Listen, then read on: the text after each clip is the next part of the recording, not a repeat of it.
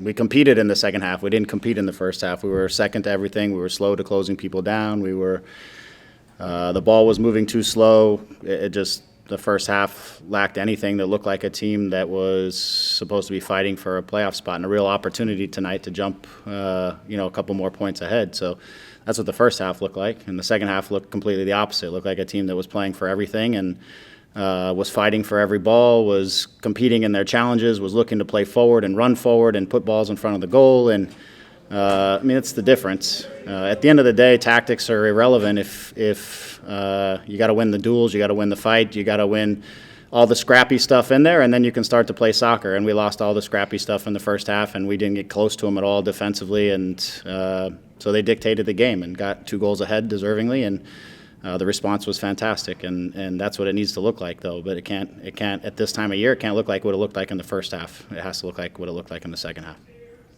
Was that pretty much the message you had in halftime?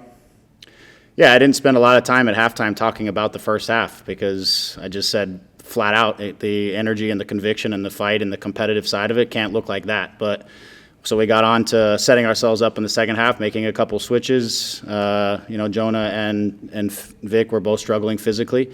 So we made a couple switches and tried to shift the energy and tried to shift the momentum and asked them to play forward, put two forwards up, pushed a little bit more numbers high, said don't want to play in the back anymore, just put the ball forward and let's go defend and compete and press and let's try to change our energy level in the game. It wasn't about keeping possession, it was about us shifting the energy in the game because we had none in the first half really. And so once the energy shifted, then we were able to start playing and we were able to start creating some chances because then we were actually moving at a real speed. And so once that started to happen, then we started to gain control of the game. As we all know, when you start chasing games at 2-0, then it's really about putting out fires sometimes and having to deal with some things. And the guys in the back did a good job of managing some difficult transitions and some moments that looked like they were going to get a little fuzzy, and we dealt with them and kept the momentum on to get the goals we needed to at least get the draw out of it. Thank you. Mm-hmm. Next we'll go to Josh Gessman. Hey, Greg, thanks for talking to us. Hey, Josh. It got a little chippy there in the second half, certainly, maybe even some in the first half. Did you see anything on that red card that got eventually changed to a yellow card? I didn't. It was because there was a tackle, and within the tackle, I was kind of still trying to pay attention to what was going with that, so I didn't see what was going on the other side of it, which is what they were actually trying to sort out the whole time. And then I was more concerned about how much time was going to be in the added at the end of the game than I was about how that was going to play itself out. So. And whenever you look at the second half, I know sometimes we've talked in the past about the verticality, right? The directness sometimes that maybe you guys are lacking. Did you see more of that in the second half? Certainly, I know you've talked about that, but is that something that needs to be more integrated into how you guys play? Yeah, I think it's we'll talk about this probably after most games. It's going to be the difference between us being goal dangerous and not being goal dangerous is how vertical we run, how vertical we pass, how much we're willing to threaten the space behind the opposition, how much we're willing to play between lines and build speed and momentum and all these kinds of things. And so, in the second half, obviously, it was at times with a little bit of reckless abandon at times because you're pushing for 2 goals. But the idea of play forward, move forward, after you play a pass, try to get in behind the back line. The basic principles of attacking to break lines and to get into goal-scoring positions started to come out. But it's just, again, it comes with conviction and commitment to making those runs. Sometimes you get the ball, sometimes you don't, but you still got to make the run. And we started to get that as the game progressed. And one more from me before I go about Sebastian Lletget, the goal that he scored and just sort of what you asked him to do in that second half. Yeah, we've been talking to Seba for, the better part of the last week about taking up higher positions, being more goal dangerous, being more assist dangerous.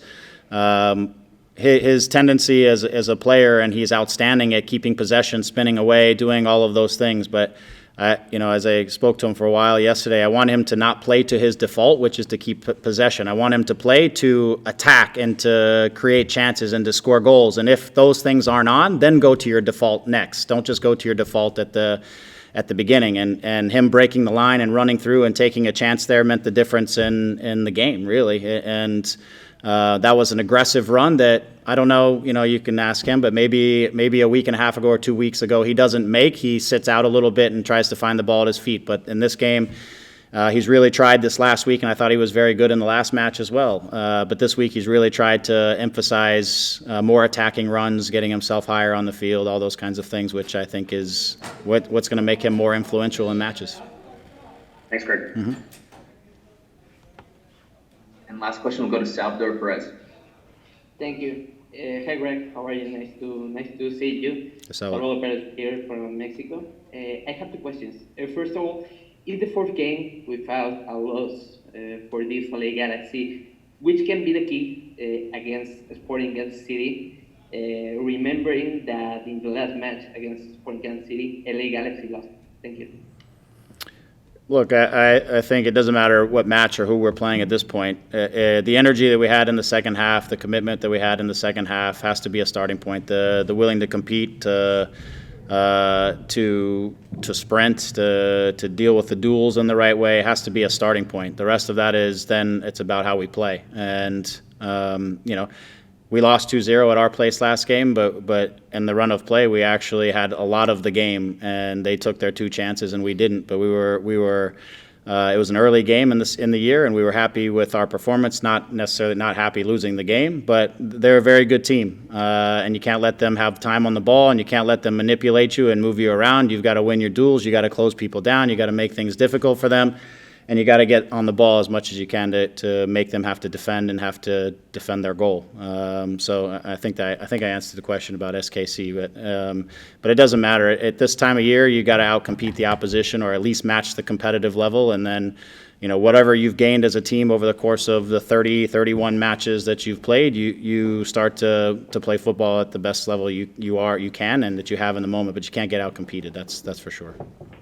And the second question, Greg, there was information about a commitment of Julian Araujo for the Mexican national team against Ecuador.